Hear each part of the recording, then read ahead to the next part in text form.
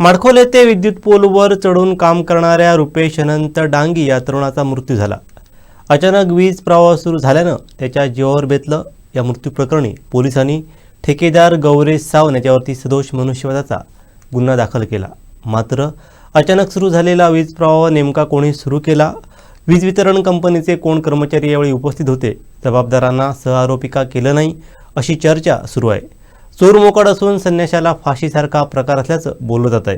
या प्रकरणी सावंतवाडी पोलिसांकडून कसून तपास सुरू असून सखोल चौकशी सुरू आहे।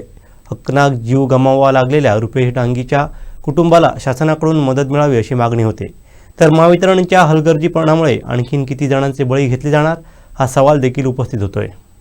याआधी महावितरणच्या गलतान कारभारामुळे अनेकांनी जीव गमावले, शेतकऱ्यांचे पाळीव प्राणी यातून सुटले नाहीत। एवढंच नव्हे तर आता महावितरणचे कर्मचारी सुरक्षित नाहीत। एवढं असूनही परिस्थिती जैसे तेच आहे। कंत्राटीच्या नावाखाली महावितरण आणि शासन काढता पाय घेत आहे। घडणाऱ्या दुर्दैवी घटनांचं सोयरसूतक त्यांना पडलं नाही। असाच प्रकार माडखोल येथे घडला। विद्युत पोलवर चढून काम करणाऱ्या रुपेश अनंत डांगी या तरुणाचा मृत्यू झाला। अचानक वीज प्रवाह सुरू झाल्यानं त्याच्या जीवावर बेतलं। हॉस्पिटलमध्ये पोलिसांना जबाब देणारा रुपेश काही तासात जग सोडून जाईल असं कोणाच्या ध्यानीमनी नव्हतं। अचानक सुरू झालेला वीज प्रवाह नेमका कोणी सुरू केला, वीज वितरण कंपनीचे कोण कर्मचारी यावेळी उपस्थित होते याची चौकशी पोलिसांनी सुरू केली आहे। वीज वितरण कंपनीच्या कर्मचाऱ्यांनी हात झटकले तरी पोलिसांनी काम सुरू असताना वीज सुरू आणि बंद कोणी केली ते शोधण्याचा प्रयत्न सुरू केले आहेत। कंत्राटी कामगार रुपेश डांगी या युवकाच्या मृत्यूस वीज वितरण कंपनी तेवढीच जबाबदार असून त्यांना आतापर्यंत पोलिसांनी सहआरोपी का केलं नाही अशी चर्चा सुरू आहे। वीज प्रवाह बंद करून मगच तांत्रिक बिघाड दूर करण्यासाठी कामगाराला वर चढवलं होतं असा जबाब ठेकेदार गौरेश सावंत यांनी दिलाय। त्यामुळे हा प्रवाह कोणीतरी सुरू केला असल्याचं पोलिसांच्या तपासात निष्पन्न झालं असून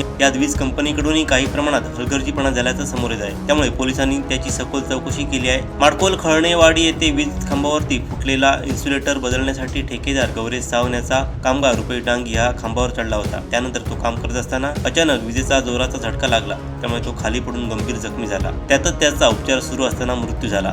दरम्यान हकनाक बळी पडलेल्या रुपेश डांगी यांच्या कुटुंबियांना शासनाकडून आर्थिक मदत मिळावी अशी मागणी पुढे येत आहे। वारंवार महावितरणच्या हलगर्जीपणामुळे अनेकांना जीव गमावे लागत आहेत। आता त्यांचे कर्मचारीही सुरक्षित नसल्याचं समोर येत आहे। शासनाकडून ठोस उपाययोजना यावर करण्यात यावी, अन्यथा बळी मोजण्यापलीकडे दुसरं काही हाती शिल्लक राहणार नाही।